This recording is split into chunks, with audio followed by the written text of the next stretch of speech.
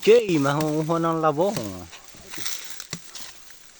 Ang bulok pong kumuha ng labong. Ha? Nakapihi ka pa. Yung isa, matumaas na. Hindi na pwede.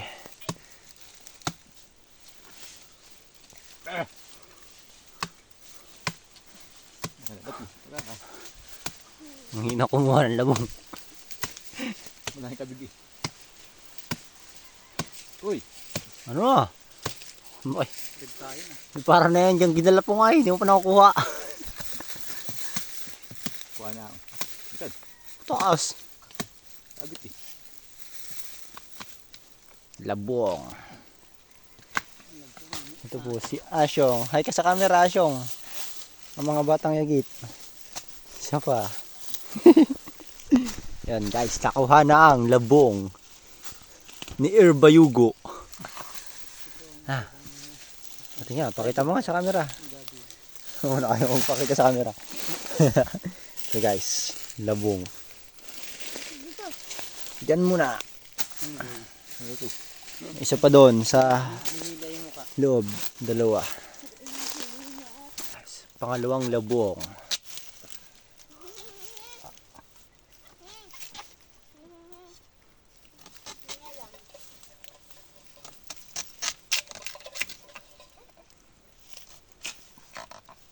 Ano pa? May liit. Liit na labong. Ayan, nakuha ng Jay. Ang pangalawang labong natin guys. Ano? Ano pa siya? Ano pa? Dito kuhain. Kabig yun. Ito guys. Pangalawang labong. Sabi na. Wala, dyan lang. Ito pa. Ito pa. Yan. Yan muna Asyong. Yan po si Asyong. Ang batang matanda na. Iko. Itong pangatlong labong. Kamang taga.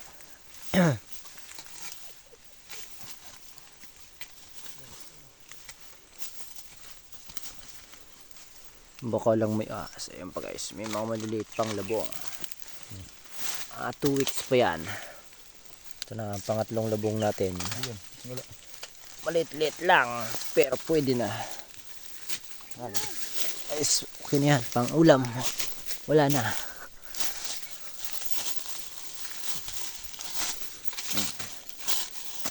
Pang ulam. Ang labong. Mataas na yung bayan, no? Laki ng kawain na yun. Ganda kunin. Ayos na.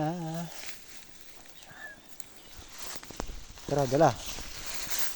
Ano na yan? Natalo pa mo na? Diretso talop na pala. Okay lang. Yes, yan. Nabalata na ang ating labong, guys. Ang labong. Asyong. Shy type po yan. Si Asyong sa longga. Sa buhay ko, si Asyong ang mamahalin. Kau lang ang nasa puso ko. Di ba guys, malapit lang ang pangulam. Doon lang yan. Malapit bahay lang. Yan. Hi Asyong. Hello. Yo, naghilaw na si Asyong. Yan guys, gayat na ang ating labong. Ito naman ay ating papakuluan para palambutin.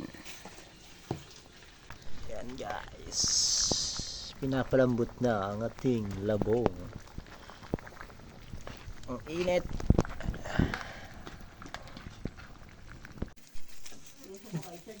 Bawang. Improve ni kada ganyan ay.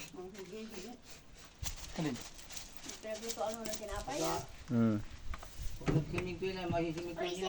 Lumasin ko kaya. Tatas pa yan. Pero ali sila taas si container nila ang ari. Sardinas.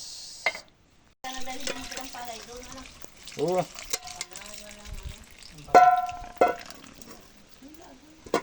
Sigang na. Walang sili? Ayun na. Lagi. Hindi pumunta sa Lakpo mo na. Init na ang ating lutuan guys. Maluluto na siya. Wala na yun. Malapit Hindi na na. natin ang pinto yung bandaro. Tayo na lang. Init. Lagyan lang yan. Lapot guys. Yun doon sa ilalim sa sako. Magkakapaglagay ka rito ng pinto pag ganyan. Kaya, malalagay dito ng kahoy. Ready na ang ating pang-ulam. Papakuan dito. Buhay mo yun, nandun sa ilalim. Grabe yun guys. Oh. Wow. Balik sa sako.